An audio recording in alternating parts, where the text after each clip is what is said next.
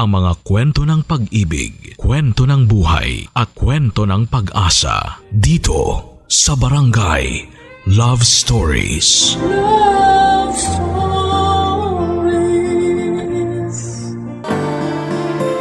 Ang pamilya ang ating tahanang binubuo ng pagmamahal, saya, disiplina at pagkakaisa. Ito ang huhubog sa atin hanggang sa tayo'y nasa hustong gulang na. Ngunit sa iba, ang pamilyang sana'y magsisilbing kanlungan nila ay kathang isip pala.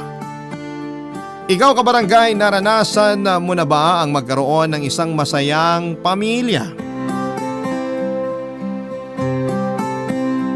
Dear Papa Dudut, isang pagbati po sa inyong lahat na nakikinig sa Barangay Love Stories ngayong araw. Nakatutok po lagi ang mga kaibigan at katrabaho ko sa programa ninyo. Mga avid listeners sila sa YouTube at Spotify. Nakikinig tuwing hindi matsyempohan ang live airing sa Barangay LS. Ako nga pala si Janessa, 33 years old na ngayon at tubong Laguna. Nagsimula naman po itong kwento ko 4 years ago. Lumaki ako sa hirap, Papa Dudut. Mula elementary hanggang high school ay kasama kami ng tatay ko sa pag-uuling sa bundok.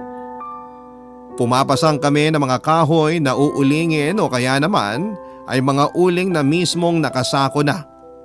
Dalawa lang kaming magkapatid pero naglayas ang kuya ko noong 18 years old pa lamang ako. Kaya kami na lamang ni nanay ang tanging naiwan sa poder ni tatay, Papa Dudut. Wala na rin akong naging balita sa kapatid ko mula nang umalis siya. Sa kasamaang palad ay pumanaw na ang aking ina noong 20 anyos pa lamang siya. Sakit sa puso ang kinamatay niya. Nagtapos ako sa kursong Bachelor of Elementary Education pero hindi pinalad na makapasa sa unang take ng licensure exam for teachers o yung tinatawag nilang LET. Kaya naghanap na lamang muna ako ng ibang trabaho. Naranasan kong magtrabaho bilang service crew sa isang fast food chain at naging sales lady sa mall hanggang sa matanggap ako bilang admin staff sa isang kumpanya sa Laguna. Sa kabila ng edad ko ay hindi ko pa rin magawang makapag-asawa dahil sa banta ng aking ama na lulumpuhin niya ang sino mang makakarelasyon ko. At alam ko rin na kayang-kaya nga niyang gawin yon. Naunawaan ko naman kung bakit siya naghihigpit pagdating sa akin dahil bukod sa babae ako, ay ako na lang din ang anak na kasama niya at maaasahan sa mga gastusin. 60 years old na kasi si tatay noong panahong yon at wala ring permanenteng trabaho. Nang ipagbawal na ang pag-uuling ay pa-extra na lamang siya sa kung ano-anong trabaho. Ang kaso'y hindi niya rin naman tinatagalan ang mga napapasukan niya. Nang magkaroon ako ng maayos na trabaho ay inasa na niya sa akin ang lahat-lahat. Doon na rin lumabas ang pagiging babaero at lasenggero niya, Papa Dudut. Dahil doon ay sinubukan kong mangupahan na lamang para makabukod na sa kanya. Minsan kasi nakikita ko pa mismo kung paano siya makipaglampungan sa mga babaeng inuuwi niya. Ang masakla pa, ang perang ginagamit niya ay galing sa pinaghirapan ko sa pagtatrabaho. Akala ko kapag umalis ako sa bahay ay matatahimik na ang buhay ko, Papa Dudut. Pero ganito ang nangyari.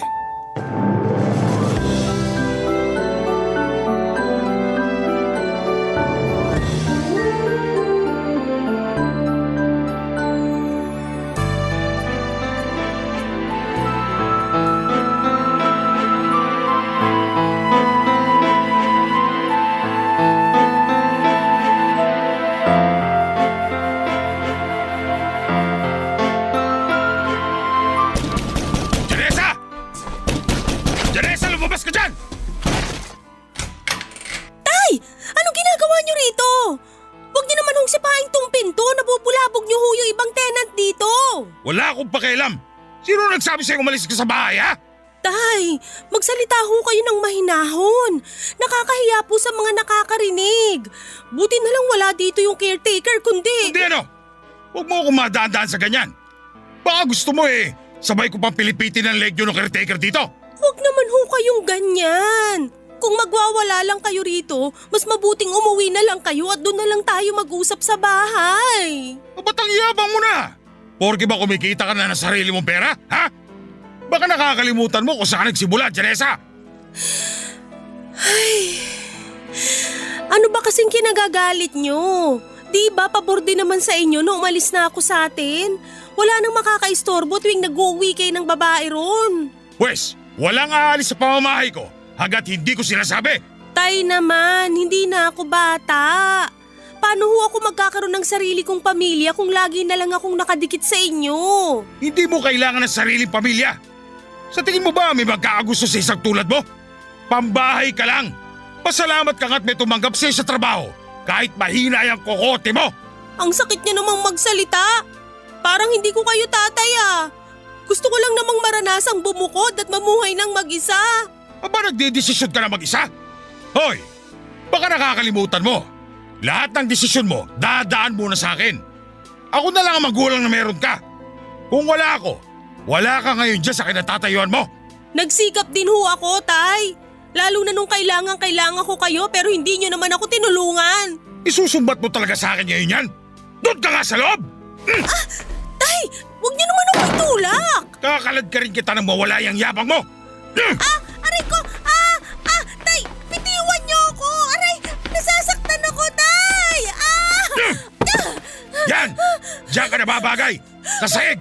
Napakayabang mo anak lang naman kita! Hindi niyo naman ako kailangan saktan! Hindi ka masasaktan kung marunong ka sumunod.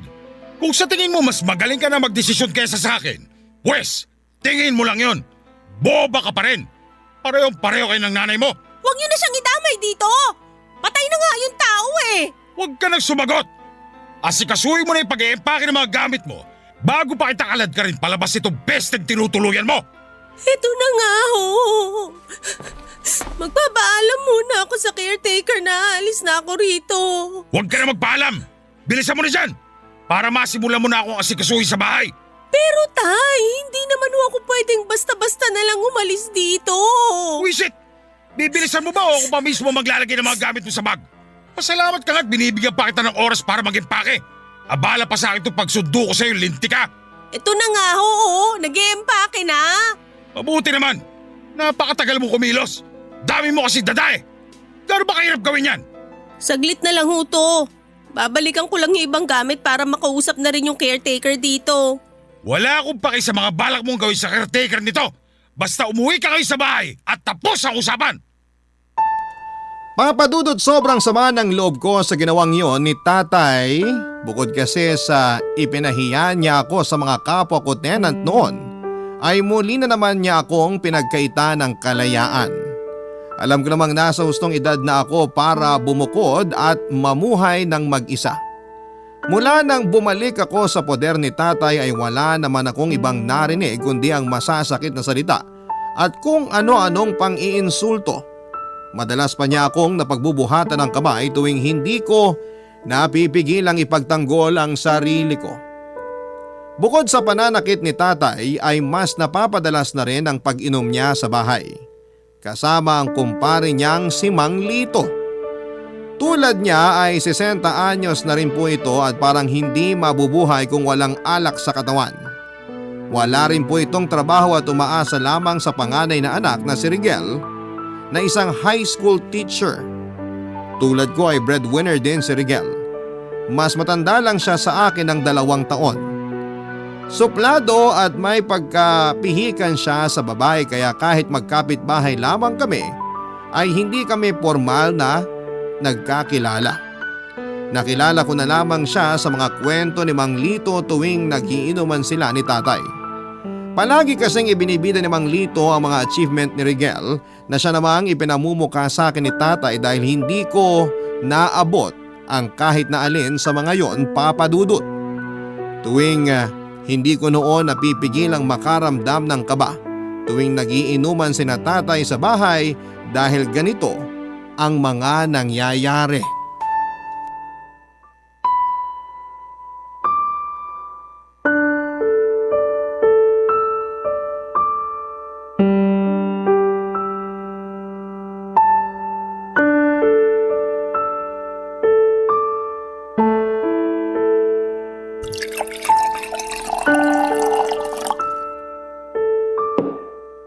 Ibang klase talaga tong lambanog dito sa atin. Ang sarap. Parang gusto ko nang gawing tubig eh. Baka ibig mong sabihin ibang klase yung sarap. Parang yung mga babae dun sa napuntahan nating KTV nung nakaraan. Konting kandong lang pinanggigigilan mo na agad. Ikaw talaga pare. Pero tama ka dun. Kung nakita mo lang sana yung inuwi ko rito nung minsan, ang puti at ang kinis. Kung yun ang asawain ko, ni hindi ko patatapuan sa lamok. Aba, siyempre ako rin. Pero kung sa ganda't kinis lang din naman, di na ako lalayo. Bakit? May natitipuhan ka na ba ng taga rito sa atin? Meron pare, pero mukhang hindi pwede. Sus, anong di pwede? Hindi uso sa atin ang mga ganyang katuwag pare. Hindi mo nauunawaan pare, pero hayaan na muna natin. Pasasaan ba't makukuha ko rin siya. O siya, bahala ka.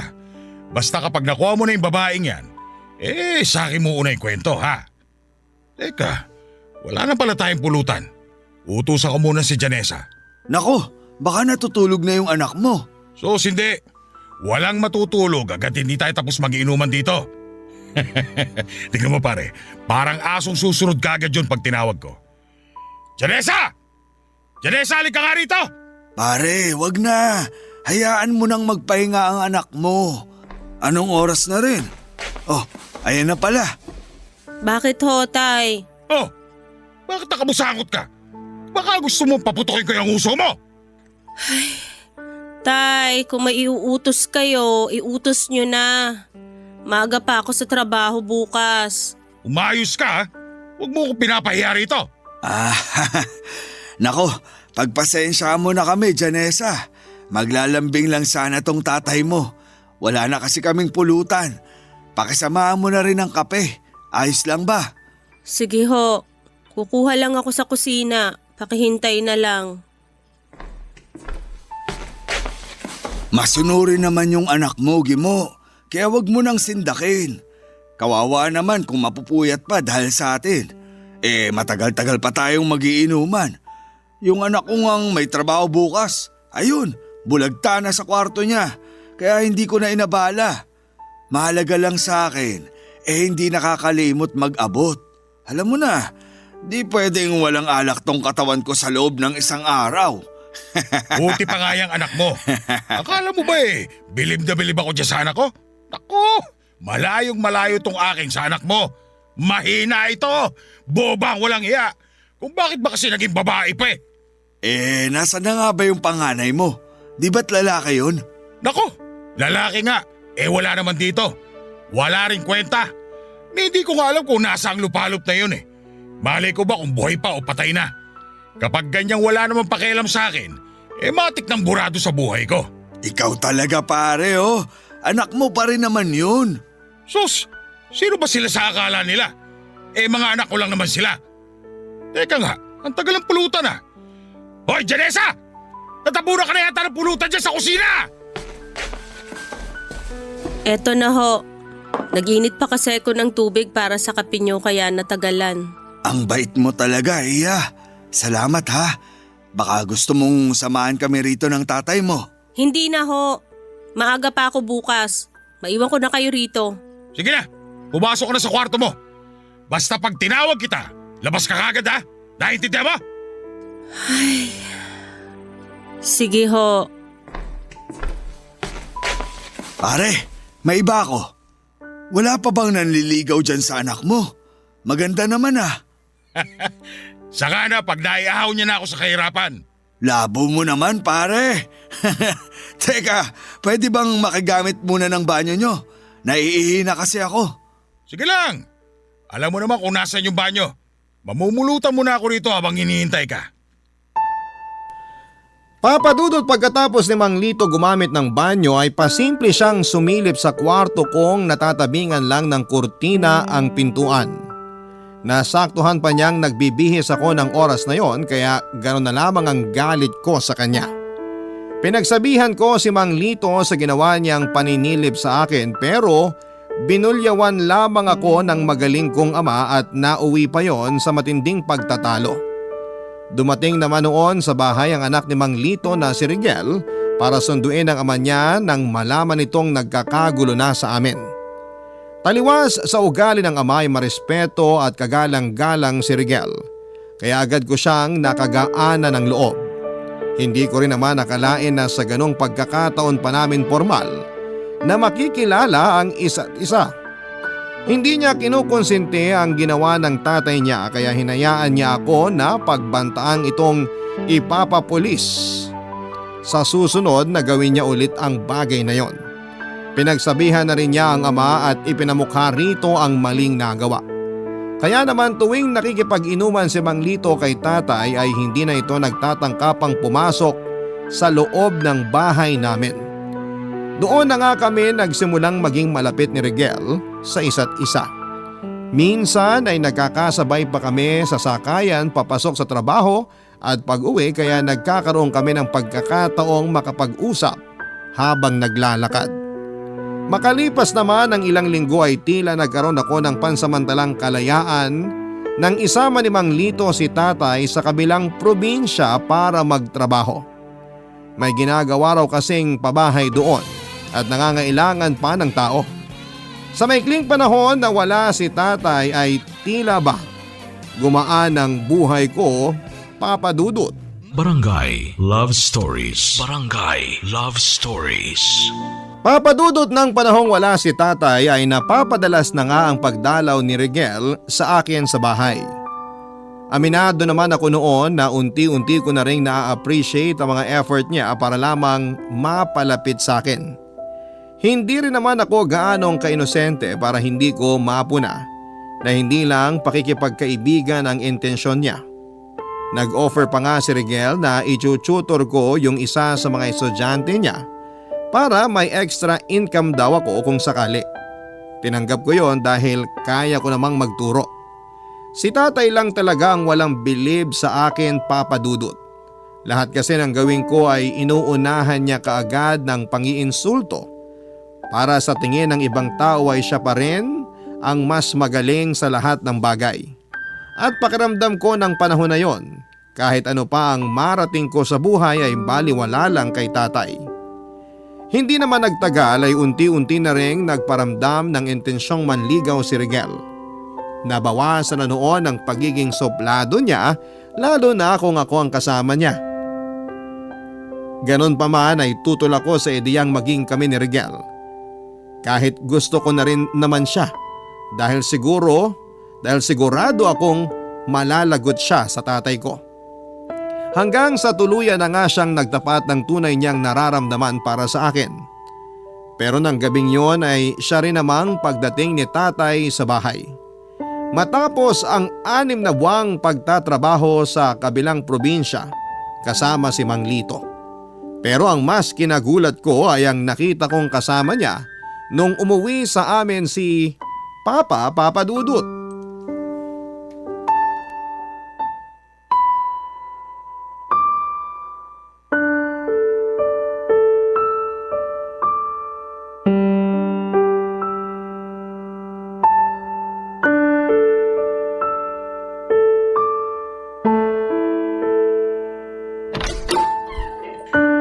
Labs, pasok ka. Huwag ka mahihiya. Bahay ko to. Oh, Rigel, anong ginagawa mo rito? Manggi mo, magandang gabi ho sa inyo. May pinag-uusapan lang po kami ni Janessa. May pinag-uusapan lang? Sa itsura mo mukhang kanina ka pa rito ah. Hindi po. Kararating ko lang po. Oh, paalis ka na di ba? Nakauwi na rin ang tatay mo. Gabing-gabi na nandito ka pa. Wala naman po ako masamang intensyon sa pagpunta ko rito, Manggi mo. Pero tama ho kayo. Paalis na rin po ako. Janessa, uwi na ako ha. Manggi mo, salamat o. O siya, sige, uwi na. Rigel, salamat nga rin pala. Ingat ka. Salamat ka pa dyan. Sipain kita eh. Naliligaw ba sa'yo yun? Ho? Naku, hindi ho. Pinag-usapan lang namin yung tututuran kong estudyante niya. Dagdag income din ho yun. Tay, sino nga ho pala yung kasama niyo? Nga pala Janessa. Si Rona, lalabs ko. Dito na siya titira sa atin kaya asikasuhin mo siya ha? Labs, si Janessa, anak ko. Ikaw pala yung anak ni Gimo? May trabaho ka ba? Janessa, hindi mo man ba sasagutin tong tita mo? Tita, lakas naman maka-thunders. Ron na lang itawag mo sa akin. Okay. Feel at home na lang. Salamat. Pero hindi mo pa sinasagot yung tanong ko. Huwag mo namang sayangin ang laway ko ha. Mukhang matagal-tagal pa naman tayo magkakasama rito. Ay, anong tanong ba? Kung may trabaho ako? Oo naman. Bakit mo natanong? Wala lang. Gusto ko lang makasiguro. Kasi ayoko magutom dito. May sinasabi ka ba? Wala. Ang sabi ko, ang sipag-sipag mo naman pala. Mukha ring responsableng anak. Magkakasundo tayo. O siya, tama na muna ang kwentuhan nyo. Maganda ka na makakain namin, Janessa. Kanina pa kami gutom sa biyahe. True. Medyo mahapdi na nga tong sikmura ako eh. Ikaw naman kasi, Labs. Mani at popcorn lang ang binili mo sa bus kanina. Sus, ikaw naman. Huwag ka na magtampo. Wala rin namang ibang mabili kanina kundi yun lang. Eh teka, ano nga ba makakain dyan, Janessa? Yun nga ho ang problema, Tay. Hindi ho ako nakapagluto kasi mag-isa lang naman ako dito kanina. Sana ho nagsabi kayo na uuwi kayo ngayon para nakapaghanda ako ng… Bobo ka talaga, no? Paano ko sasabihin wala naman ako cellphone? Tay, hindi nyo naman kailangang sumigaw. Kung alam ko lang kasing uuwi kayo, nakapaghanda sana ako ng masarap na hapunan. Kung makakahintay pa kayo, magluluto ako. Wag na! Magbukas ka na lang ng delata. Buisit! Pagod na nga kami sa biyahe, wala pang pagkain. Eh ano pang hinihintay mo? Pasko! Asikasuhin mo na! Opo. Ano ba yan? Dilata na nga sa amin, pati ba naman dito dilata pa rin? Kaya mo, Labs. Babawi ako sa'yo. Magluluto tayo ng pork chop bukas. Yung para sa ating dalawa lang. Yan ang gusto ko sa'yo, Labs eh. Kaya nga hindi ako nagdalawang isip na sumama sa'yo kasi alam kong hindi mo ako pababayaan. Huwag ka mag-alala. Tuwing gabi, paliligayahin kita. Yun eh, kung di tayo makakaistorbo sa anak mo. Ano ka ba, Labs? Huwag mo nga isipin yung anak ko. Sabi ko nga, di ba? Lahat ng sasabihin ko, susundin niya. Kung hindi, malilintik ka siya sa akin. Talaga lang ha, ayoko magkaproblema sa anak mo. Aalis talaga ako rito kapag may ginawa yan sa akin. Hindi mangyayari yon. Ituring mo na rin sa'yo itong bahay na to. Gawin mo lahat ang gusto mong gawin. Pagbalik ko sa trabaho, magpapadala na lang ako ng pera para may panggastos ka. At kung sakaling kulangin ka, humingi ka lang dyan kay Janessa. Papadudot unang kita ko pa lamang kay Rona ay hindi ko na siya gusto para sa tatay ko. Bukod kasi sa parang anak na siya ni tatay dahil magkaedad lamang kami, ay masyado rin siyang maarte, paawa at halata namang mukhang pera. Bago isama ni tatay sa bahay ay nagtatrabaho bilang GRO si Rona. Sa mga naku-curious sa itsura niya ay may katabaan siyang babae at masasabi ring pinagpala pagdating sa hinaharap. May malaking nunal din siya sa itaas ng kanyang labi. Bukod din sa pagiging feeling close niya ay masyado rin siyang mautos at tamad. Hindi ko nga alam kung ano ang nagustuhan ni tatay sa kanya at siya pa rin ang piniling makasama. Malayong malayo kasi sa yumao kong ina ang ugali ni Rona. Pero wala naman akong magawa dahil desisyon na yon ng aking ama. Nang bumalik sa trabaho si tatay ay kami na lang ni Rona ang naiwan sa bahay. At walang araw na hindi ako nai-stress sa kanya. Wala na kasi siyang ibang ginawa kundi ang matulog, kumain at magpaganda. Panay pang reklamo sa pagkain na hinahain ko at sa itsura ng bahay namin. Napilitan pa akong palagyan ng kisame ang bahay namin dahil sa kung ano-anong sinasabi niya. Pero sa kabila ng pagtitimpi at pagsasakripisyo ko ay nauwi pa rin kami sa isang sitwasyong tuluyang sisira sa amin ng tatay ko.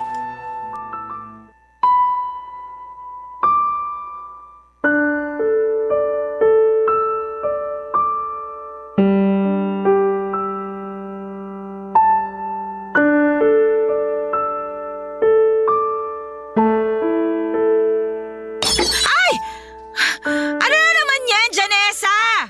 Buisit naman oh. Sa dinami-dami ba naman ang mababasag, yung pampaborito kong tasa? Hindi mo ko kailangan sigawan. Hindi ko naman sinasadya eh. Papalitan ko na lang. Ang sabihin mo, tanga ka lang talaga. Paghuhugas na nga lang ng mga pinagkainan, hindi mo pa magawa ng maayos? Eh kung kumikilos ka rin kaya dito sa bahay, di yung puro utos at reklamo ka dyan. Abat bastos ka! Asawa ko ng tatay mo, kaya ayusin mo yung pananalita mo. Asawa? Di naman kayo kasala. Baka ibig mong sabihin, ibinahay. Alam mo, sa sama ng ugali mo, sobrang layo mo sa nanay ko. Baka mahiya ka na lang sa sipag nun. Di tulad mong magkakapigsa na lang sa maghapong kakaupo. Tumahimik ka ha? Kung mas gusto mo ang nanay mo, edi magsama kayo sa sementeryo. Magkaroon ka naman sana ng hiya sa katawan, Rona. Wala ka nang ginagawa rito, panay reklamo ka pa. Pagod na ako pag-uwi galing trabaho tapos dadatnan ko pang makalat ang bahay. Tapos ano, ako pa rin ang magluluto at maghuhugas ng mga pinagkainan? At ngayon, nang dahil lang sa nabasag na tasa, iinsultuhin mo ako? Kung ayaw mong gawin, edi wag. Wala namang pumipilit sa'yo. Ang bilin sa akin ng tatay mo, gawin ko kung ano ang gusto ko. O, angal ka? Doon ka sa kanya magreklamo.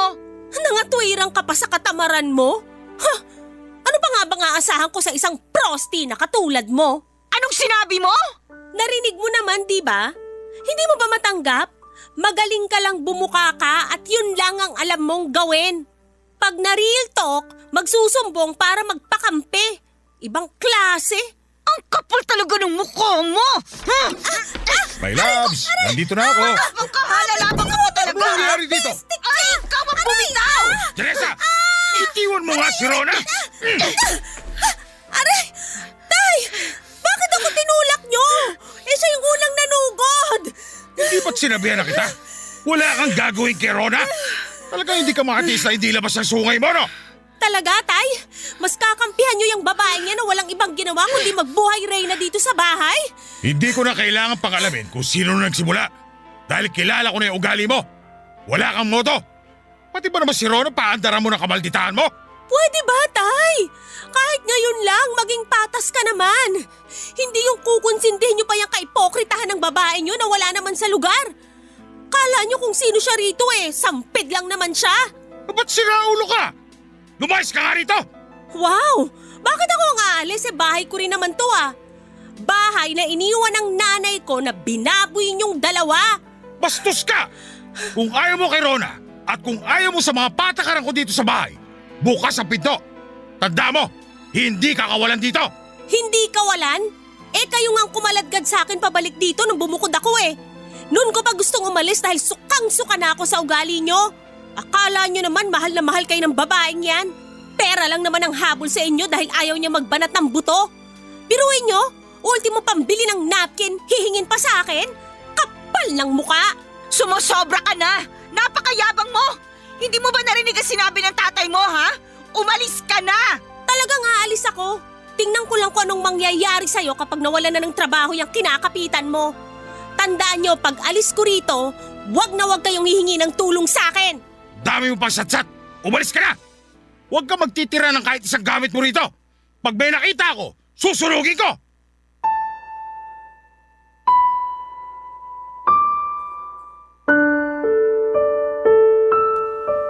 Papadudot na puno ako ng galit noong palayasin ako ni tatay na parang ligaw na pusa sa bahay na ipinundar ng nanay ko. Halos hindi ko matanggap na matapos lahat ng sakripisyo ko para sa bahay na yon, ay mababaliwala lang dahil sa isang babaeng pakawala tulad ni Rona. Hindi ko alam kung saan ako pupunta ng gabing pinalayas ako ni tatay. Halos wala na rin kasi akong kapera-pera noon dahil sa dami ng mga gastusin sa bahay mula nang tumira si Rona sa amin. Mabuti na lamang at nagmagandang loob si Rigel na doon muna ako pansamantalang makituloy sa kanila kahit noong gabing yun lamang. Siya pa mismo ang pumilit sa akin na doon na muna ako sa kanila habang naghahanap pa ako ng mauupahan. Pero pangalawang araw ko pa lamang sa kanila ay napilitan na agad akong umalis. Akala ko kasi noon ay nagbago na talaga ang tatay niyang si Mang Lito. Pero nahuli ko siyang sinisilipan ako habang nagbibihes sa kwartong ipinagamit ni Rigel sa akin. At dahil matagal-tagal pa bago ang sweldo namin, ay pinautang muna ako ni Rigel ng pangrenta. Lumipas ang mga buwan na wala akong komunikasyon kay Tatay Papa Dudut hanggang sa umabot na nga ng taon. Makalipas ng 4 na taon ay nagpasya na kaming magsama ni Rigel. Nung una ay masaya kami kasi kasundo namin ang isa't isa.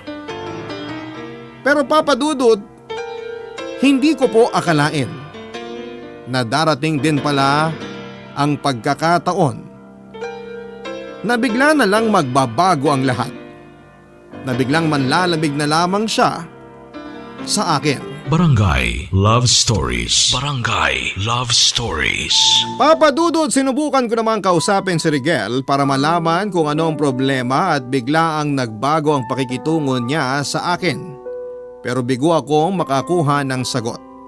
Masakit yon para sa akin dahil hinihintay ko rin noon na ayain na niya akong magpakasal. Hanggang sa nalaman ko na kaya pala nagkakaganon si Rigel ay dahil madalas na niyang gustong magkaroon ng anak. Ilang beses na kaming sumubok pero bigo kami, Papa Dudut. Nakadagdag pa sa pagkadismaya ni Rigel na 2 beses na akong nakunan. Nang magpatingin ako sa doktor ay doon ko lang nalaman ang tungkol sa polycystic ovarian syndrome ko o yung tinatawag po nilang PCOS na siyang dahilan kung bakit hirap akong magbuntis. Sinusunod ko rin naman ang mga payo ng doktor.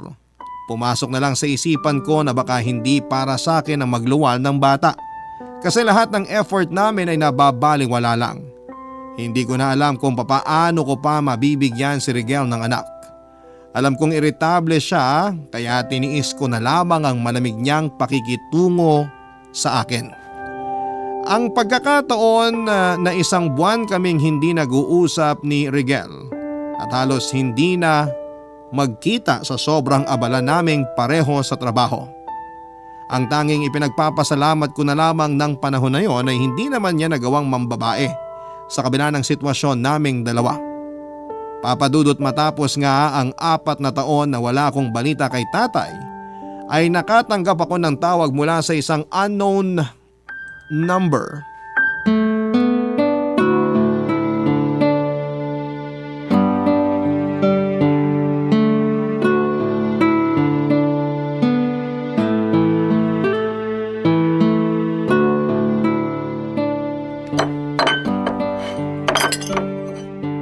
Mahal, nakahanda na ang hapunan.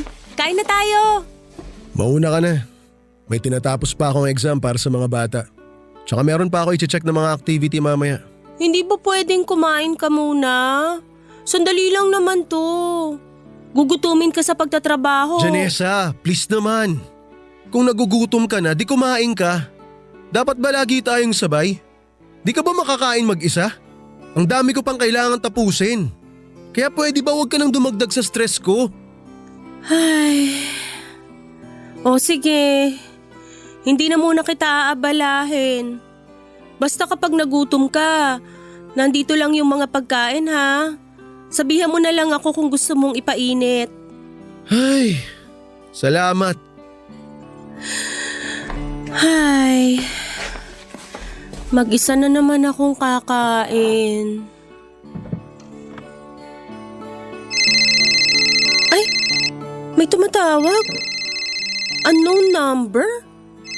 Sino kaya to? Sagutin ko nga. Hello? Sino po to? Si Janessa ba to? Si Janessa nga to. Kung ikaw nga si Janessa, wag mong munang ibababa ah. Ako to, si Rona. Kala ko naman kung sinong importante. Anong kailangan mo? Tsaka paano mo nakuha tong number ko? Eh di sa boyfriend mo, hiningi ko sa kanya na manggaling siya dito last week. Ha? Ano ka mo? Nanggaling siya dyan last week? Oo, binisita yung tatay niya. Ganun ba? Eh bakit ka napatawag? Eh kasi yung tatay mo, nasa ospital. Kung may pakialam ka pa sa kanya, umuwi ka at puntahan mo siya. Sige na, may gagawin pa ako. Ano kaya nangyari? Paano na-ospital si tatay? Abnormal din yung Rona, di ba sinabi ko sa ospital? Wala talagang kwenta. Ay, mahal, Oh, Bumisita ka pala sa tatay mo last week? Parang di mo yata nabanggit sa akin. kailangan ba? Sumaglit lang naman ako ron. Pero sana sinabi mo pa rin. Bakit pa? Sigurado naman di ka rin sasama. Ayaw mo makita si Ron at saka yung tatay mo, di ba? Tsaka sigurado ako na ayaw mo rin naman makita yung tatay ko. Alam mo naman kung bakit, di ba? Alam mo kung nung ginawa sa akin ng tatay mo kaya gusto kong dumistansya sa kanya. Ang tagal na nun, Janessa. 4 na taon na ang lumipas. Isa pa, tatay ko pa rin siya.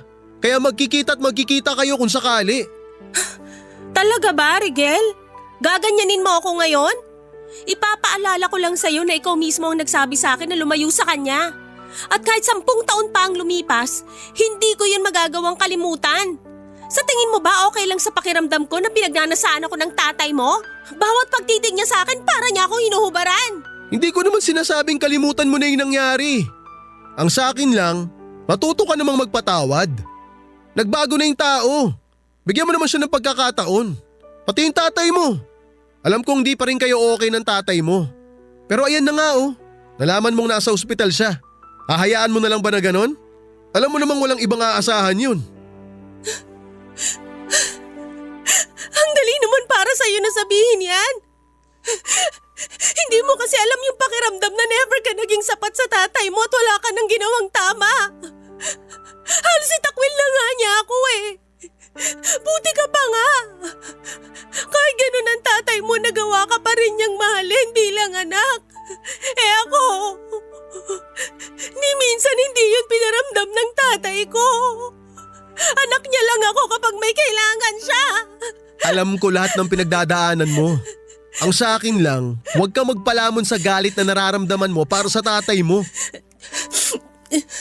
Sige, susubukan ko.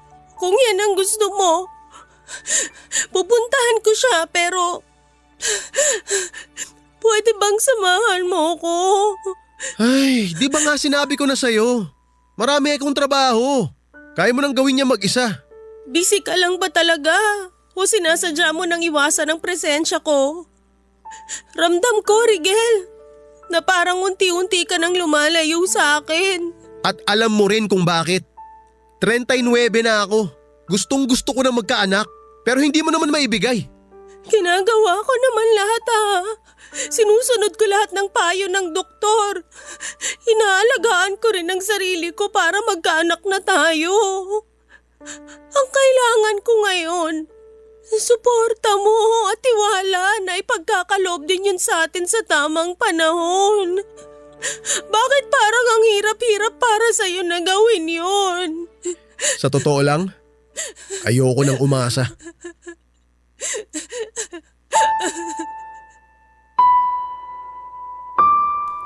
Papa Dudut, hindi naging maganda ang gabing yon dahil sa pagtatalo namin ni Rigel.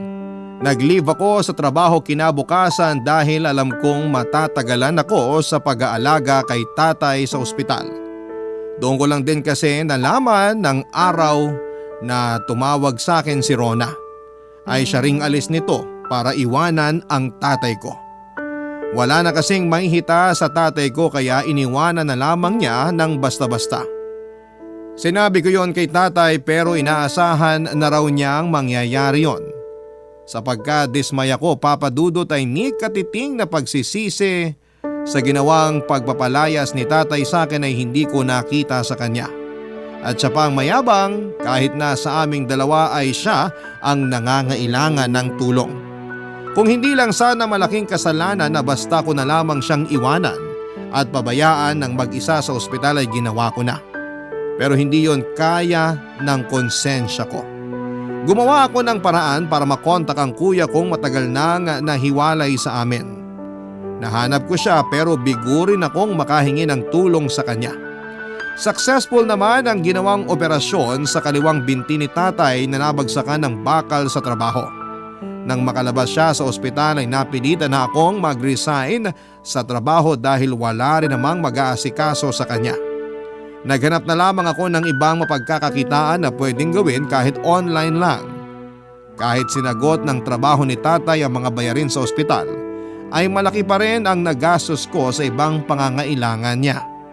Papadudot nang mag-decide ako na alagaan si tatay at doon na muna tumira sa bahay namin ay tila nawala na rin ako ng pag-asang babalik pa sa dati ang pagsasama namin ni Rigel. Papadudot.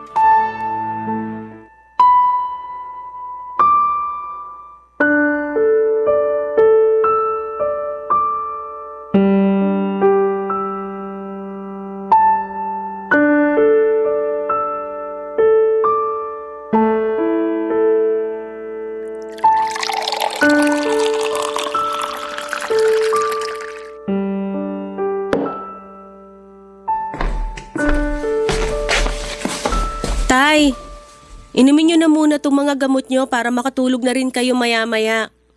Eto na rin yung tubig nyo. Dami naman yan. Hindi ba pwedeng isang gamot lang? Baka imbis na gumaling ako mas mapadali ang buhay ko niyan. Paano kayo gagaling kung di nyo iinumin lahat yan? Nireseta yan ng doktor kaya wag nang matigas ang ulo nyo. Huwag mo nga ako pinagsasabihan. Hindi porke ikaw nagbantay sa akin sa ospital, pakikinggan na kita sa lahat ng sasabihin mo. Iinumin ko lang kung alin dyan ang gusto kong inumin. Tay, pwede ho bang makinig na lang muna kayo? Kailangan nyo pa rin tong mga gamot na to. Ay, siya, akin na. May tao. Tingnan mo nga kung sino yon. Eto na po, bubuksan ko na yung pinto. Rona? Anong ginagawa mo rito? Si Rona ba yan? Aba, papasukin mo. Oh, narinig mo bang sinabi ng tatay mo? Papasukin daw ako. Tabi dyan! Aray! My loves! Nanulat! Labs! Bastos na to! Bakit ngayon ka lang bumalik? Teka, halika nga rito. Payakap nga. Pasensya ka na. Hindi pa ako nakakatayo Naku, kawawa naman ng lalabs ko.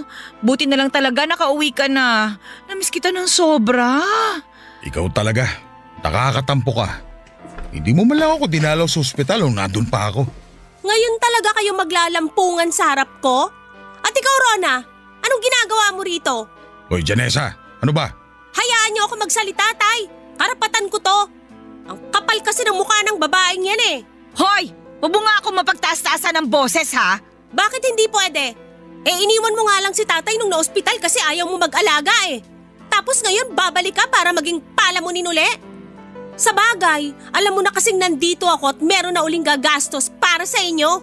Tumahimik ka na, Janessa. Ikaw ang manahimik, tay. Abusado ka ng matanda ka. Iniwan ka na nga ng babaeng yan nung wala kang silbi sa kanya tapos ngayon siya pa rin ang kakampihan mo? Makapagsalita ka dyan Iniwan mo rin naman ang tatay mo Sino ba nag-asikaso sa kanya nung wala ka? Di ba ako? Parang wala ko naiambag dito Natural lang na asikasuhin mo siya. Siya bumubuhay sa'yo Huwag kang feeling bayani sa ginawa mo, Rona. Dahil kahit bali-baliktarin mo pa ang mundo, palamunin ka lang dito. Napakayabang mo talaga! At least ako, kaya kong ipagyabang na sa kabila ng mga ginawa niyo sa akin, pinili ko pa rin maging mabuting anak. Kayo ba? Anong may pagmamalaki nyo? Yang pride nyo? Pwes, kainin nyo ngayon yung mga pride nyo na yan. Hoy, Janessa, tama na! Kayo ang tama na. Simula ngayon, wala na kayong aasahang tulong sa akin. Magbanat kayo ng buto at matuto ring magsakripisyo. Hindi yung puro kayo pasarap sa buhay. Pag alis ko sa bahay na to, wag niyo akong kokontakin ha. Sawang-sawa na ako sa inyo. Wala na akong pakialam kahit mamuti pa mga mata niyo sa gutom. Papadudot sa huli ay mas pinili pa rin ni tatay si Rona. Hindi niya ako pinigilang umalis. Wala kaming imikan hanggang sa makaalis ako ng tuluyan.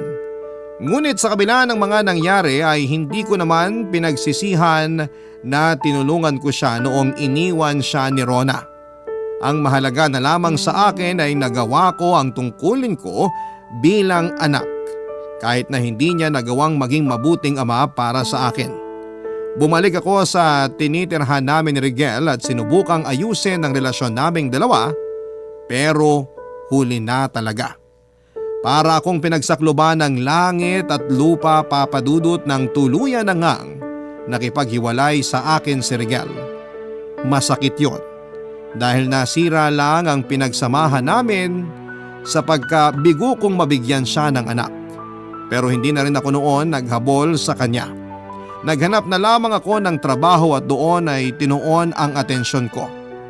Sa pagkakataong yon ay tila nagkaroon din naman ng magandang kapalit ang mga malulungkot na pangyayari sa buhay ko. Na-promote kasi ako sa trabaho at dahil wala naman akong binubuhay ay mabilis akong nakaipon. Nagawa ko na rin makapag-travel sa mga bansang noon ay pinapangarap ko lang na mapuntahan. At isa na nga roon ang Scotland na naging malapit na rin sa puso nang makilala ko roon ng lalaking nagpasaya at pumawi sa masasakit kong mga pinagdaanan. This year lang, Papa Dudut, ay dumating na nga ang pinakamalaking blessing sa buhay ko. 8 months na po akong buntis at maayos naman ang kalagayan naming pareho ng sanggol na nasa sinapupunan ko. Konti na lang at masisilayan ko na rin ang anghel sa buhay namin ng boyfriend ko. Nagbabalak na rin kaming magpakasal next year pero sa ngayon ay inuuna na muna namin ang pagpapagawa ng bahay. Dito na rin kasi sa Pilipinas piniling tumira ng Scottish boyfriend ko. Mabait naman siya at maalaga. Ramdam ko rin na mahal niya kami ng magiging anak namin. Si Rigel naman, ang huling balita ko sa kanya ay kinasal na rin sa girlfriend niya na sumunod sa akin. Masaya na rin ako para sa kanya sa ngayon. Papa Dudut, hanggat maaari ay ayoko nang magtanim ng galit sa puso ko. Kaya pinatawad ko na rin ang tatay ko. Pero kahit napatawad ko na siya ay mas pinili ko pa rin ang buhay na malayo sa kanya. Mahalaga ay alam kong maayos naman ang kalagayan niya. Napilitan na rin kasing magtrabaho si Rona dahil wala nang bubuhay sa kanilang dalawa. Lalo na't hindi pa rin kayang magtrabaho ngayon ni tatay. Maraming salamat po sa pagbabahagi ng kwento ko, Papa Dudut. Sana po ay pagpalain kayo lagi, gayon din ang Barangay Love Stories na patuloy na nagbibigay ng pagkakataon sa aming mga kabarangay na maibahagi ang aming kwento sa #1 radio station sa bansa. Mabuhay ang Barangay LS. Ang inyong forever kapuso at kabarangay, Janessa. Nagustuhan ng iyong napakinggan? Ituloy yan via live stream sa www.gmanetwork.com/radio. Barangay LS 97.1 Forever!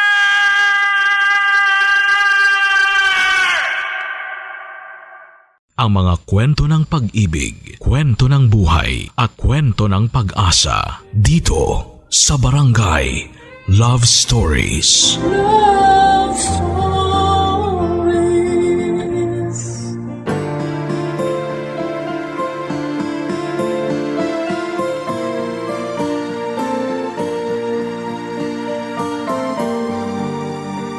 Dumadaan tayo sa mga pagsubok sa buhay para mas maging matatag. Pero tao lamang tayo na uubos at napapagod.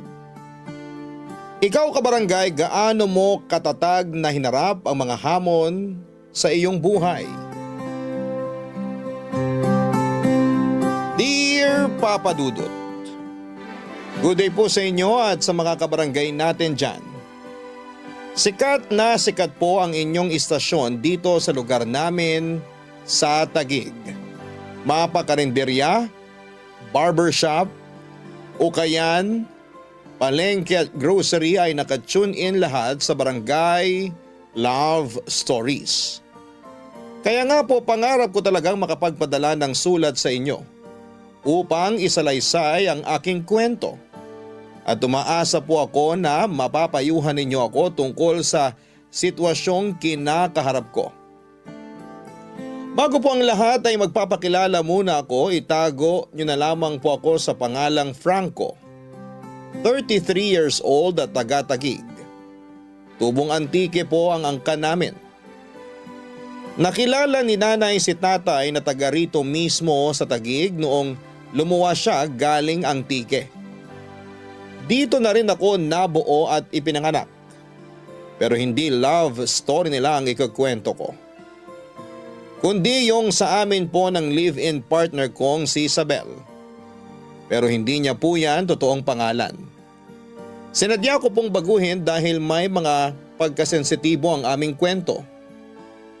Nakikiusap po ako na sana'y lawakan ng mga kabarangay natin ang kanilang mga pangunawa. Nagkakilala po kami na Sabel noong minsan akong bumili ng pandesal sa pinagtatrabahuhan niyang panederya sa lugar namin na kabubukas lamang noong araw na yon. Natatandaan ko pa kung paano ako naglaway sa kaseksihan niya. Noong nakita ko yung malaman niyang puwetan at matambok na hinaharap. Hapit na hapit kasi ang suot niya noon. Para bang nang aakit. At dahil likas sa akin ang pagiging matinik sa mga babae, nagpakita po kaagad ako ng interes kay Isabel. Hindi lang isa o dalawang beses sa isang linggo kung bumili ako ng pandesal sa bakery nila. Para lamang po masilayan siya. Hindi nagtagal ay hiningi ko ang cellphone number niya na hindi naman niya ipinagdamot sa akin. Nagsimula kaming magpalitan ng mensahe sa text at nagtawagan na rin Papa Dudut. Pero hindi lang po si Isabel ang babaeng nilalandi ko ng panahon na yon. May 5 pa. Kaso nung naging kami ay nasabi ko sa sarili ko na totoo pala yon. Yung may isang tao na darating sa buhay mo para patinuin ka. 1 buwan pa lamang ang nakakalipas mula noong maging kami ay nabuntis ko na si Isabel. Nagdesisyon kaming magsama na pero sa bahay muna ng tatay ko siya itinira dahil wala pa akong sapat na pera para bumukod kaming dalawa, Papa Dudut.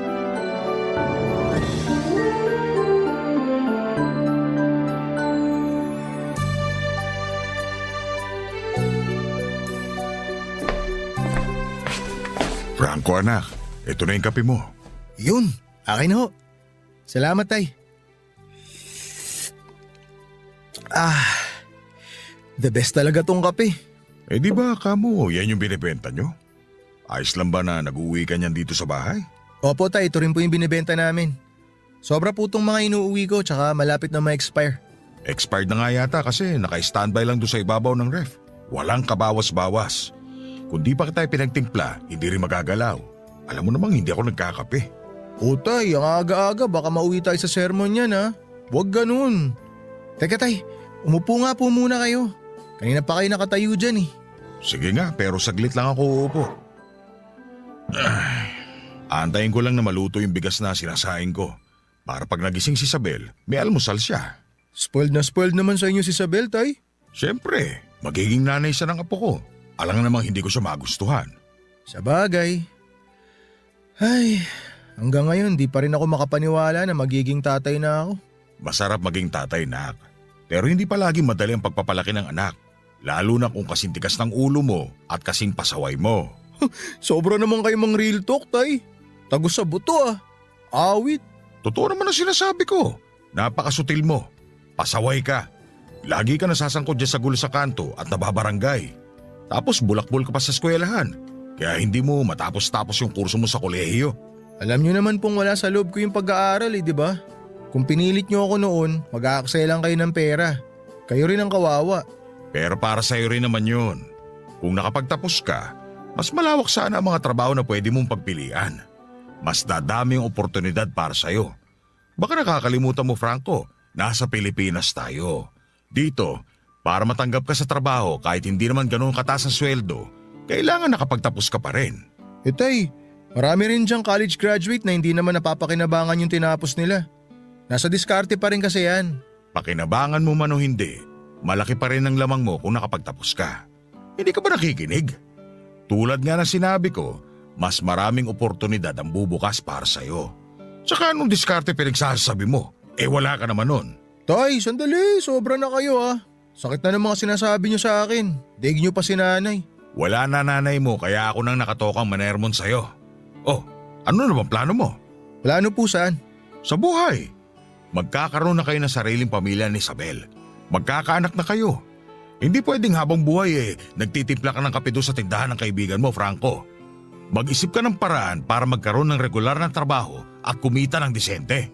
Hindi naman po illegal yung pagtitimpla at pagtitinda namin ng kape ah. Hindi nga, pero ang baba ng sweldo. Wala pang benepisyo. Mabuti sana kung sa'yo yung negosyo, kaso hindi. Talo ka. Ay, pwede ba tay? Huwag na muna natin pag-usapan yan. Hindi ko ma-enjoy itong kape na iniinom ko dahil sa sermon nyo eh.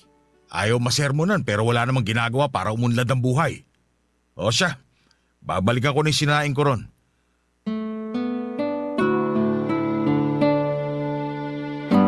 Pa-extra-extra lamang ako sa prutasan ng tsuhin ko, Papa Dudut. Pero madalas ay tagatimpla ako ng kape sa stall ng kaibigan ko na nakatayo sa plaza. Tatay ko na lang naman ang kasama ko sa bahay namin dahil pumanaw na si nanay, ilang taon na rin ang nakakalipas.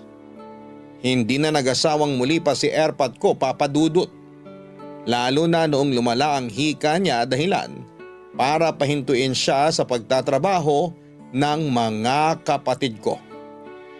Dating mason sa construction si tatay, pero hindi ko naman namana yung kakayahan niya kasi mas gusto ko yung magtimpla at magbenta ng kape at kung ano-ano pang inumin na trending sa social media. Pangarap ko nga makapagbukas ng sarili kong coffee shop. O kahit maliit na stall lamang muna kaso'y kapag iniisip ko yung dami ng proseso at pagpaplano ay tinatamad ako. Bukod doon ay wala naman akong magagamit na puhunan. Nasa abroad po ang dalawa kong ate, sila ang bumubuhay sa amin ni tatay. Kaya kahit papaano may inaasahan kaming pera na dumarating sa amin kada buwan. Yung maliliit kong sweldo sa pagiging barista ay sa akin lang napupunta. Kaya lang simula nang mabuntis ko si Isabel, bigla ako nagkaroon ng responsibilidad. Makaluma kasi siya masyado at gusto niyang pakasalan ko siya bago pa niya mailuwal ang mga bata. Tapos ay na-pressure din ako sa mga plano niya sa buhay. Aaminin kong hindi po yun pumasok agad sa utak ko kaya nagsawalang bahala ako. Kaso yun din ang madalas na dahilan kung bakit kami nag-aaway ni Isabel. Lalo't mainitin na ang ulo niya at pabago-bago ang mood dala ng pagbubuntis.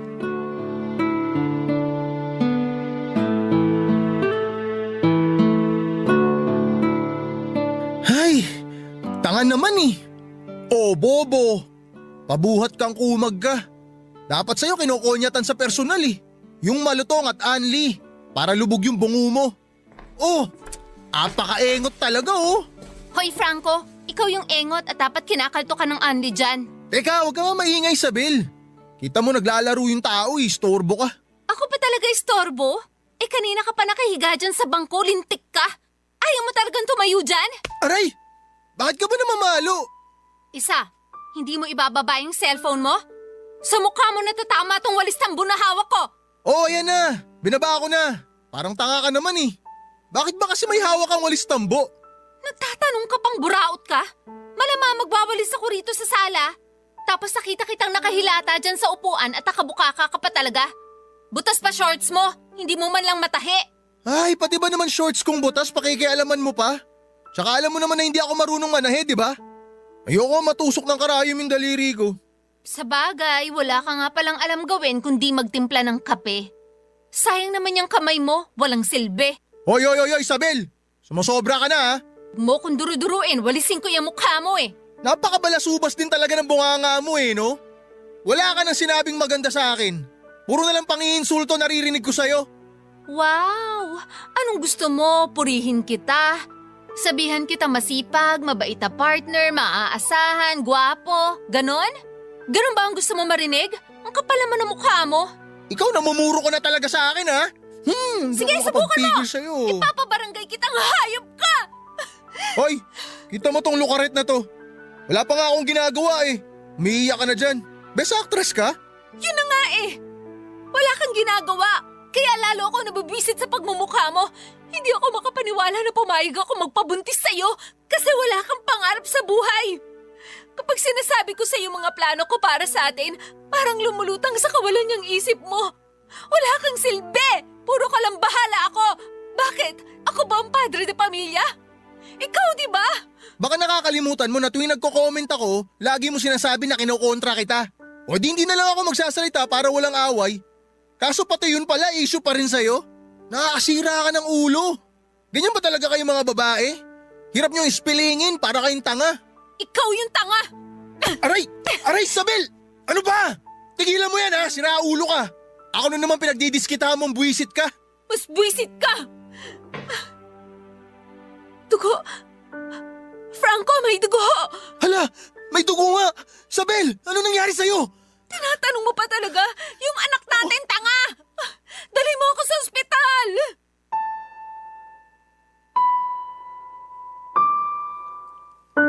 Nakunan po si Isabel Papadudut.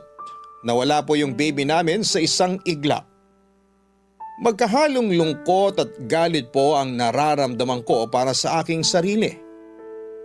Naisip ko kung hindi ko sana siya pinatulan noong oras na yon, hindi mauuwi sa ganon ang lahat. Nakakatawang isipin na kung kailan wala na yung magiging anak namin ay saka ko biglang naisip na magpakatatay sa kanya. Pero paano ko pa yun magagawa kung wala na siya? Labis din pong dinamdam ni Isabel ang pagkawala ng anak namin, Papadudut. Naalala ko tuloy kung gaano siya ka-excited na maging nanay. Babad nga siya sa social media upang maghanap ng magandang pangalan para sa baby namin. Nanonood din siya ng kung ano-anong video mula sa mga nanay na vlogger para may ideya siya kahit papaano sakaling makapanganak na siya. Pareho kaming ulila na sa ina ni Isabel. May sarili na ring pamilya ang tatay niya. Laging kinakausap ni Isabel ang anak namin noong nasa tiyan niya pa ito, na hindi niya ito pababayaan. Hindi siya magkukulang sa pagmamahal sa kanya, kahit na wala siyang ehemplo kung paano maging isang ina. Kaya nga noong nakunan siya ay halos gumuho na ang mundo niya, Papadudut. Barangay Love Stories. Barangay Love Stories.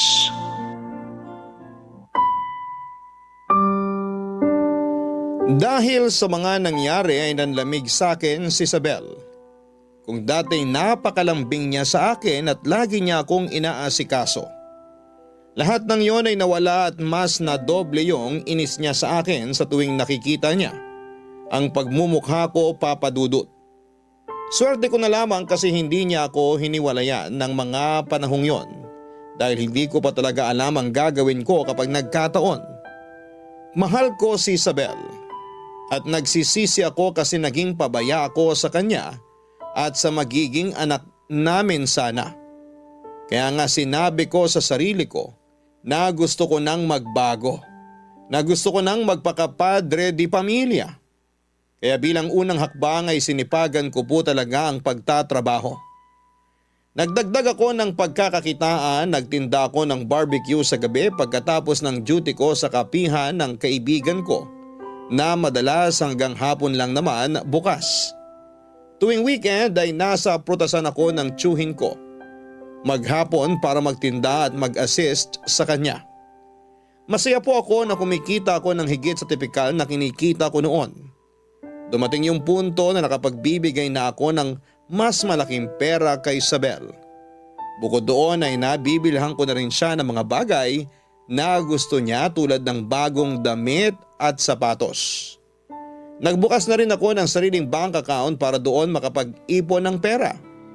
Pero sa kabila ng lahat, hindi pa rin naging maayos ang relasyon naming dalawa, Papadudut.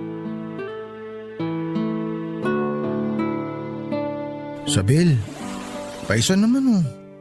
Pakis naman. Isa lang. Ayoko. Kiss mo mukha mo. Sige na. Ang tagal na mula nung huli nating Huling ano? Alam mo na yun.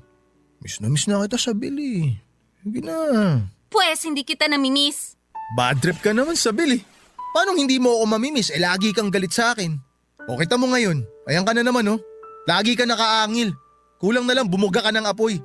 Dragon ka ba? Sana nga dragon na ako. Para hindi lang kita bugahan ng apoy, nilapa rin kitang ungas ka. Para kiss lang eh. Yun lang naman hinihingi ko. Napakasungit mo. E di ikis-kiss mo yung nguso mo sa pader. Problema ba yun? Ikaw ang may problema sa ating dalawa. Kung makapagsalita ka sa akin parang ibang tao ako ah. papaalala ko lang sa'yo. Ako yung kinakasama mo. Ha? Baka kasi nakakalimutan mo na eh. Hindi ko nakakalimutan yun. Pero nabibwisit ako kapag naaalala ko yun. Tsaka wag mo nang palakihin yung usapan. Hindi ka lang napagbigyan, ganyan ka na. Aba malamang. Sa ayoko nga eh. Hirap bang intindihin yun? Sige, ipaliwanag mo para maintindihan ko. Sige. Basta. Anong basta? Basta, yun na yun. Hindi ako manghuhula. Ipaliwanag mo. Tuwing nakikita ko kasi yung mukha mo, naaalala ko yung anak ko. Ay, hanggang ngayon ba naman dinadahilan mo pa rin yung baby natin? Hoy, hindi ako nagdadahilan. Yun yung nararamdaman ko. Kung umasta ka kasi akala mo ikaw lang yung nawalan eh. Baka nakakalimutan mo, ako yung tatay. Nawalan din ako. Hindi lang ikaw. Nagluluksa rin ako pero alam ko yung mga prioridad ko. Alam ko rin naman ang mga prioridad ko. Pero hindi kasama doon yung paligayahin ka sa kama. Hindi mo ako para usan ah. Anong para usan na sinasabi mo? Yun ang tingin mo? Pero mag-explain lang ako sa'yo ha. Lalaki ko. May mga pangangailangan ako, Sabel. Wala akong pakialam. Magsarili ka kung gusto mo. Huwag mo akong idamay. Ay, hirap mong kausap. Lakas mo makagago, Sabel. Sa totoo lang. Wala ka nga dyan. Oh, saan ka pupunta? O bakit ka nagtatanong? Di mo naman ako paliligayahin, di ba? Kaya huwag ka na maraming tanong. Itiko mo na yung bunganga mo. Manahimik ka na. Halos 3 buwan na po ang nakakalipas simula nang makunan si Isabel, Papa Dudut. Hindi naman po yata makatarungan na hindi niya pa rin ako pagbigyan sa kama dahil lamang galit pa rin siya sa akin dahil sa mga nangyari. Hindi ko naman po intensyon na malaglag ang baby na dinadala niya noong panahong yon, pero bakit parang kasalanan ko? Walang sandali sa loob ng 3 buwan na yon na hindi niya ako sinisisi. Lagi rin niyang ipinamumukha sa akin kung gaano ako kawalang kwentang kinakasama. Kahit na ginagawa ko naman ang lahat. Kaya nga hindi ko mapigilang magalit at magdamdam sa kanya at sa kung paano niya ako tratuhin. Mahal ko po si Isabel. Siya na yung babaeng nakikita ko na makakasama ko hanggang sa pagtanda ko. Kung noong una ay wala akong kaplano-plano sa hinaharap namin bilang pamilya. Nagbago po ang lahat ng yon noong ma-realize ko na hindi ko pala kayang mabuhay nang wala siya. Kaya nga laking dagok po talaga noong pagkawala ng anak namin. Sa kabilang banda ay baka hindi ko rin maisip ang mga bagay na yon kung hindi nangyari yung ganong klase ng trahedya sa buhay namin.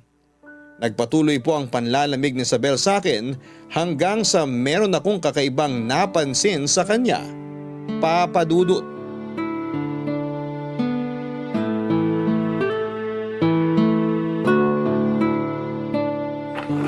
Ay, grabe. Amoy usok na ako. Di bali, maaga naman naubos yung mga paninda ko. Si Isabel ba yun? Oh, Isabel. Franco? Anong ginagawa mo sa kwarto ni tatay? Ha? Wala. Anong wala? Pwede ba yun? Tsaka bakit ganyan kaiksi yung suot mo? Ngayon lang kita nakita nagsuot ng ganyan ah. Bakit? Masama na ba magsuot ng ganito? Wala akong sinasabing masama. Isabel, Pero sino yung kausap mo dyan? ako po, tay. Oh, Franco nak. Ikaw pala. Tay, ano pong ginagawa ni Isabel sa kwarto nyo? Tsaka bakit siya tumatawa paglabas niya? Ano pong tinatawanan niya? Ha? May kinuwento lang ako nakakatawa kay tatay. Tsaka kaya ako nasa loob ng kwarto. Kasi dinalhan ko siya ng gamot niya sa hika. Inaatake kasi siya kanina eh. Di ba, tay? Tay, totoo ba yun? Oo, tama si Isabel. Hindi ko na kasi kayang tumayo para maglakad kanina. Naiwas sa kusina yung gamot ko kaya tinawag ko siya para makisuyo. Inalalayan lang din niya ako habang nagne-nebulizer. Kaya nasa loob siya ng kwarto ko. Ayos ka na ba, Franco? Nasagot na ba yung paghihinala mo? Pati pagsusuot ko ng ganito pinakikialaman mo. Ano bang tinutukoy ni Isabel, nak? Wala po, tay. Nanibago lang ako. Ang iksi kasi ng suot ni Isabel eh. Bakit? Hindi mo ba nagustuhan? Ha? Siyempre, nagustuhan ko. Nag-dress talaga ako para sa'yo, Franco. Talaga? Wow! O paano? Tara na sa kusina? Kasi pinagluto kita ng paborito mong ulam. Kumain ka na at maligo. Tapos pasok na tayo sa kwarto natin. Sige, gusto ko yan. Ay nako, sa harap ko pa talaga kayo nagaganyan ng dalawa. Sorry na tay. Minsan lang to eh. Pero, kumusta na nga pala yung pakiramdam nyo? Ayos na ba kayo? Mabuti na ako. Salamat kay Isabel. Walang anuman po, Tay. Ay nako tay, sa susunod po kasi, lagi nyo itatabi sa inyo yung gamot nyo para kapag inatake kayo ng hika, hindi nyo hahanapin kung saan-saan. Buti na lang, to the rescue tong si Isabel. Kaya nga ang laki talaga ng pasasalamat ko kay Isabel.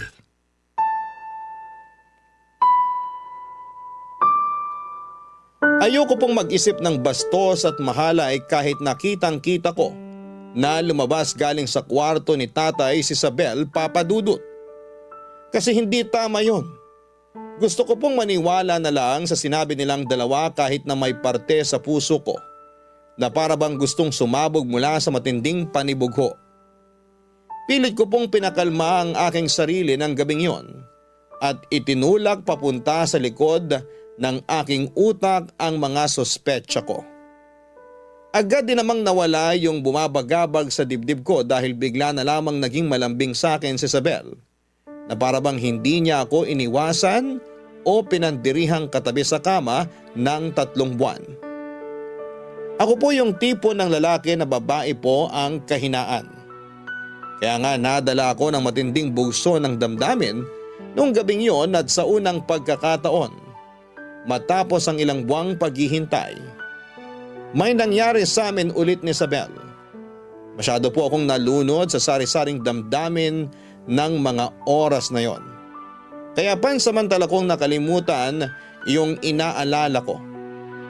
Matapos ang gabing yon ay nabalot ako ng pagtataka kinabukasan. Bumalik sa pagiging malamig sa akin si Isabel papadudot. Subalit binaliwala ko na ang lahat ng yon at pumasok na lamang sa trabaho. Aaminin ko na mas nangibabaw pa rin sa akin yung labis na saya. Dahil sa wakas ay may nangyari na ulit sa amin ng babaeng pinakamamahal ko. Barangay Love Stories. Barangay Love Stories.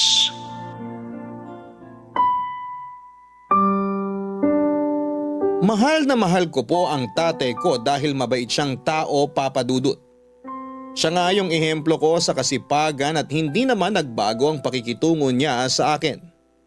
Kahit na naging bulak-bulak ko sa pag-aaral noon at naging pasaway ay malaking dagok din kasi yung pagkamatay ng nanay ko. Kaya nawalan ako ng gana para tumuloy sa kolehiyo. Hindi nagsawa si tatay sa pagpapayo sa akin kung gaano kahalaga ang magtapos ako ng pag-aaral. Pero hindi ko na po yun pinakinggan. Sa halip ay sinunod ko ang gusto ko.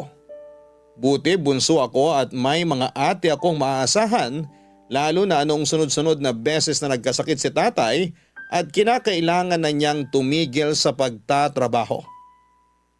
Bago ko binahay sa amin si Isabel, madalas pong mag-isa ang tatay ko. Kung kani-kaninong tropa ko kasi ako nakikitulog papadudot. Aminin kong napabayaan ko siya ng husto.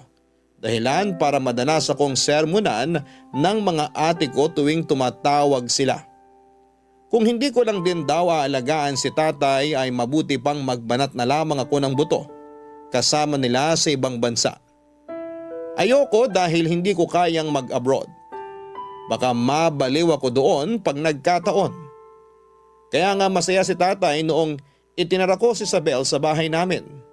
Siya pa nga yung todo asikaso sa kinakasama ko. Pinagluluto niya si Isabel ng mga paborito nitong pagkain. Kaya giliw na giliw si Isabel sa kanya. Nung una natutuwa po ako kasi close sila. Pero habang tumatagal, hindi na maganda yung kutob ko. Sabayan pa nung insidenteng naabutan kong lumabas si Isabel mula sa kwarto ni tatay. Siyempre lalaki ako. Natural na makakaramdam ako ng kakaiba. Lalo na nga noong napansin kong mas naging malapit sila sa isa't isa. At matapos yung unang beses na nakita ko si Isabel na lumabas sa kwarto ni tatay ay muli pa yung nasundan ng marami pang beses. Kaso lahat yon ay nabibigyan nila ng palusot na sa huli ay pinapaniwalaan ko na lamang. Pero hindi talaga ako mapakali at para bang may nag-uudyok sa akin na mag-imbestiga sa kung anong klaseng kababalaghan ang posibleng ginagawa ng tatay ko at ng kinakasama ko. Isang araw may naisip akong paraan kung paano ko sila matsetsempuhan. Naging sobrang maingat ako para hindi maghinala sina Sabel at tatay. Hindi ako pumasok sa trabaho at nagtago lamang ako sa may likod bahay namin kung saan ay may bintana na nakatapat sa kwarto ng tatay ko. Kita ang anino ni tatay kahit na may nakatakip na kurtina sa bintana. Pag andun ka sa likod bahay, maririnig mo pa rin yung pagbukas at sara ng pinto ni tatay sa kwarto niya. Naghintay po ako ng ilang sandali. Nagulat na lamang ako nang may kumatok sa pintuan at pagkatapos ay narinig ko na lamang ang boses ni Sabel. Palihim ko po silang sinili para alamin kung anong ginagawa nila at gano'n na lamang ang gulat ko nang makita kong nakaupo si Sabel sa kandungan ni tatay habang nakikipaghalikan dito.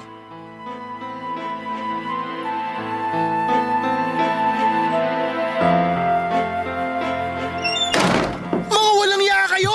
Franco, nak, magpapaliwanag ako. Franco, ano Hayop ba? kang matanda ka! Napakademonyo mo! Dapat sa'yo sinisipa sa mukha eh! Hoy, Franco, tatay mo yan! Baka mapatay mo! Walang iya yung matandang yan eh! Kaya dapat talaga ginugulpi ito eh! Franco, nak, huwag mo na ako suntukin. Itiwan mo na si tatay! Baka mapano pa siya! Lumayo ka nga sa kanya! Bitawan mo ako! Kapal na mukha mo, hawakan ako! Huwag mo ako hawakan! Malandi ka ang kapal na mukha mo! Napakahayop mo! Kaya mo na akong sampalin ngayon?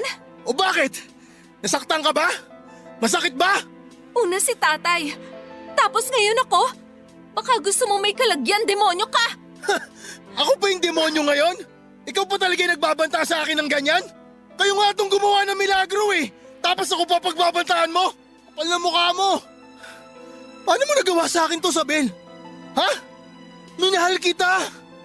Tapos tatay ko pa talaga? Hindi ka na nahiya? Napakahayop mong babae ka!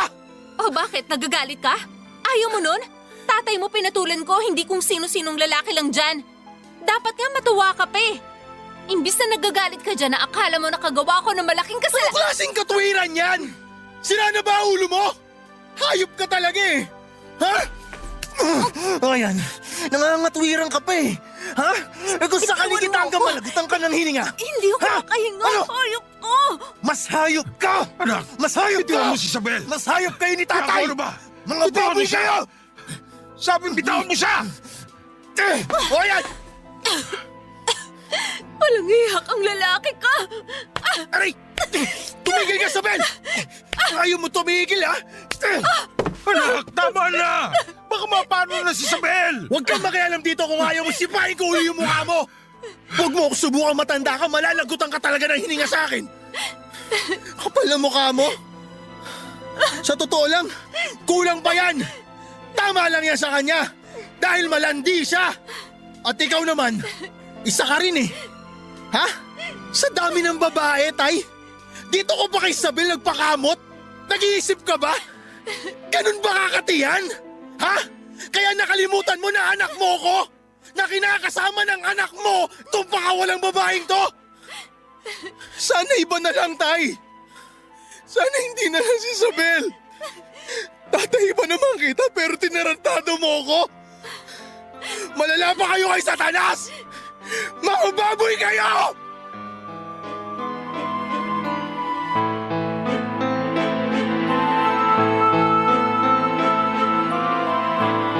Galit na galit ako sa nasaksihan ko, Papa Dudut. Nawala po yung respeto ko sa tatay ko matapos kong malaman yung kanila ni Isabel, Papa Dudut. Diring-diri po ako sa nakita ko at kulang na lamang ay magdilim ang aking paningin at mapatay ko sila. Ang kapal na mukha niyang tawagin akong anak pagkatapos ng kababuyan nilang dalawa. Sa kabila ng lahat ay hindi ko na naitago yung matinding lungkot kasabay ng masidhing galit Umiyak po ako at tinanong si Isabel kung bakit niya yon nagawa. Nang mga panahong yun ay bigla po siyang natauhan at panayang hingi ng tawad sa akin, Papa Dudut. Humingi rin po ng tawad sa akin ng tatay ko pero hindi ko po siya pinakinggan. Hindi niyo ako masisisi. Paano ko pa siya titignan sa mga mata matapos ang lahat? Pinagkatiwalaan ko siya, ginalang? Oo, hindi ako perpektong anak pero bakit naman niya ako ginanon?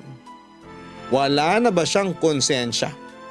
Paano niya naatim na taluhin ako? Hindi ko po talaga alam ang gagawin ko. Nagtatalo ang isip at puso ko at gusto kong hiwalayan si Isabel. Pero hindi ko magawa at mahal ko siya pero nasasaktan ako sa ginawa niya sa akin. Sa dami ng lalaki. Bakit tatay ko pa? Sana pinaslang na lamang niya ako. Hindi pa rin po umalis sa bahay namin ang kinakasama ko dahil desidido siyang ayusin ang relasyon namin. Nagpatuloy po ang paninirahan naming tatlo sa isang bubong. Hindi ko po pinapansin si tatay pero hindi naman po ako eskandalosong tao.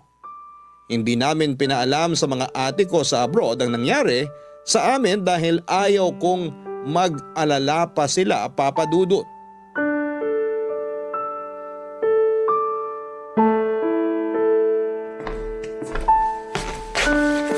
Franco, umiinom ka na naman? Nung isang gabi nagpakalasing ka rin. Nag-aalala ako. Baka mapano ka na sa ginagawa mo. Nakakapanibago ah. Bigla ka nag-aalala sa akin? Ha? Di ako sanay. Mas sanay ako na madalas mo kong kinaiinisan at tinatalakan. Alam ko naman yon. Kaya nga gusto kong humingi ng sorry sa mga nagawa ko. Na-realize ko na malaki yung pagkukulang ko sa'yo bilang kinakasama mo. Napabayaan kita. Buti alam mo. Kaya nga gusto kong bumawi. Yun kung bibigyan mo pa ako ng pagkakataon. Paano kita bibigyan pa ng pagkakataon? Sabi mo nga, paano pa kita ulit pagkakatiwalaan? Sige nga, ipaliwanag mo sa akin. Kasi sa totoo lang, natatakot na ako eh. Natatakot na ako kapag ganyang kakalambing sa akin. Kasi kapag ganyang kakaayos makitungo sa akin, ibig sabihin meron kang kademonyuhan na gagawin. Katulad na lang nung ginawa niyo ni tatay. Kaya paano mo ako mapapaniwala uli sa'yo? Paano uli ako magtitiwala sa'yo? Sabihin mo, ipaliwanag mo kasi nabobobo ko eh. Franco, huwag mong hayaan na masira ang pamilya natin dahil lang sa hindi mo na ako kayang pagkatiwalaan ulit. Isipin mo na lang yung pinagsamahan natin. Di ba mahal mo ako? Mahal na mahal kita, Sabel. Pero dinurog mo ako. Hinayaan mo na mawala yung pagmamahal ko na yun sa'yo. Kaya nga hayaan mo akong bumawi sa'yo. Hayaan mo akong punan yung mga pagkukulang ko sa'yo. Huwag kang matakot kasi wala namang mangyayari masama. Nag-usap na kami ni tatay. Kalilimutan na namin yung nangyari. Mamumuhay tayo na isang pamilya katulad ng dati. Sa'yo pa rin ako kasi ikaw yung mahal ko. Kaya sana bigyan mo pa ako ng isang pagkakataon. Lalo na ngayon na madadagdagan na ulit ang pamilya natin. Ano? Ang pinagsasabi mo? Buntis ako, Franco. Magiging tatay ka na. Buntis ka? Oo. Hindi ako dinatnan kaya nagpiti ako. Tapos positive. Buntis ako. Magiging magulang na tayo. Magiging tatay ka na. Hindi ka ba natutuwa? Seryoso ka ba dyan sa tanong mo? Paano ako matutuwa? Sige nga. Hindi ko nga alam kung ako ang tatay ng batang dinadala mo eh. Siyempre, ikaw ang ama. Hindi mo ako masisisi kung nagdududa ako sa'yo ngayon. Hindi mo maitatanggi yung kalokohang ginawa niyo ng tatay ko. Alam mo tuwing naaalala ko yun, gustong sumabog ng buong pagkatao ko. Gustong sumabog ng puso ko sa matinding galit na nararamdaman nito. Napakahayop niyong dalawa. Pero mas hayop ka sa tatay ko. Naati mo nalawayan ng matandang may hika. Baka walang kwenta mo. Natukso lang naman ako pero hindi na yun mauulit. Nagkataon lang na hindi ko napigilan mapalapit sa tatay mo. Masyado kasi siyang maasikaso at mabait. Kaya nahulog ang loob ko sa kanya. Ikaw naman kasi, kung hindi mo ako pinabayaan nun, hindi sana ako titingin sa iba. Hindi sana ako naakit sa tatay mo. Ayos ka rin eh no? Ako pa talaga may kasalanan? Kapal na mukha mo. Ano ba kasing kinagagalit mo? Tatay mo naman yun. Pamilya mo. Masyado mong pinapalaki yung maliit na bagay. Baka nakakalimutan mo. Ikaw ang may kasalanan kung bakit ako nakuna noon. O ngayon aarte ka pa ng ganyan. Hindi ka namang agrabyado rito. Kaya wag kang umastang biktima kasi nabubwisit na ako sa'yo. Ngayon, kung ayaw mong panagutan yung anak ko, di bahala ka sa buhay mo. Baka pag sinabi ko sa tatay mo na buntis niya ako, hindi yun magdalawang isip na ibahay ako at palayasin ka rito. Alalahanin mo, pulpul na anak ang tingin nun sa'yo. Kaya wag kang nagmamalaki sa akin.